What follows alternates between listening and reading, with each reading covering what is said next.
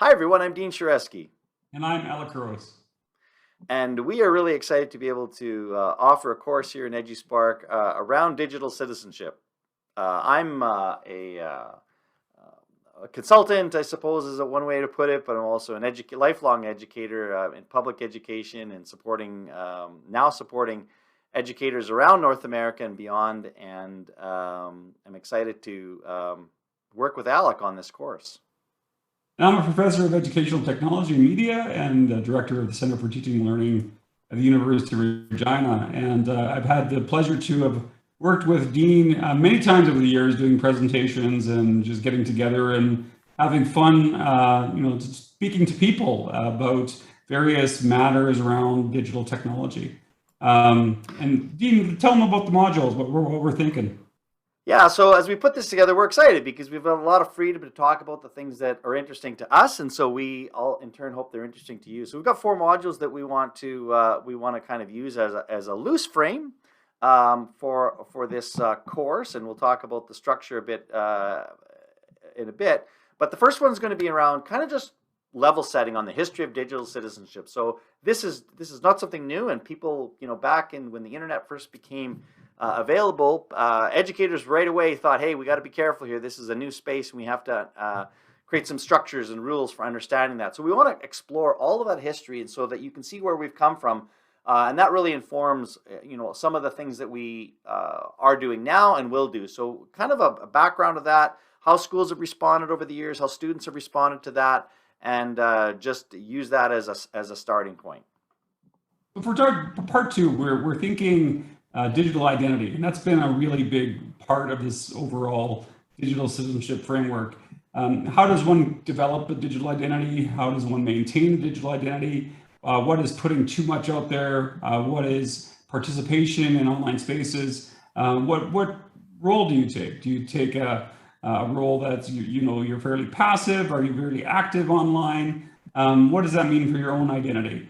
And then, of course, once you invest in a digital identity, what does that mean for your own wellness? What does that mean if you're posting things on Instagram on a regular basis? If you've got internet trolls, for instance, or if you're putting your whole life out there, or on the opposite side of things, if you're not participating at all, if you're one of those people who really doesn't like to be present on the internet, what does that mean?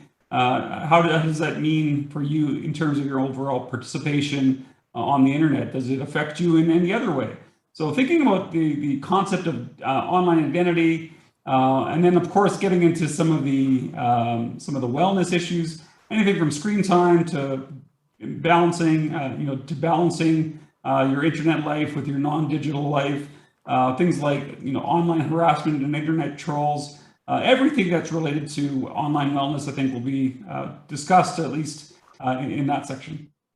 That's such a rich conversations that we'll have there, and really complex. So from that, we're going to shift to something perhaps a little bit more on the practical side of it. So when we talk about our third module is going to be around media and information literacy. So looking at, like, how do we detect what's real and what's not real? I mean, we hear the word fake news all the time, and let's really unpack that, what that means, and what strategies and ways in which we can understand bias and all of those kind of things. Looking at internet scams, both Alec and I have had a long history with catfishing, and if you know what that is, you understand how that fits into that. But we'll talk about our experiences and how we've sort of navigated that. And again, they're not easy, but they relate to so much of what it means to understand information and media online, and also looking at emerging technologies, in particular in the areas of artificial intelligence.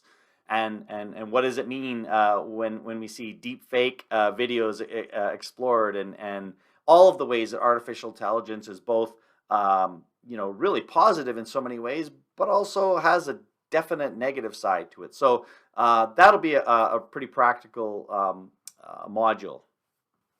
And I think to finish it off, given everything that will be discussed, and of course with your participation, we're probably going to get to a place where we feel that there's an inadequate justice to what's actually given in schools.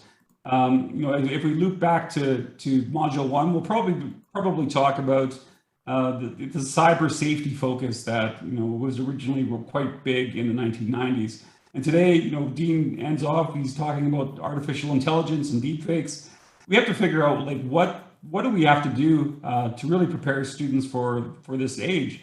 You know, what current approaches are there on the topic? What approaches should we have on this topic? What concepts will remain a source of tension in terms of how we discuss them? But I think, you know, in making sure that we really end the course in a good way, Dean and I are both really strong believers of the internet as an important part of our everyday lives.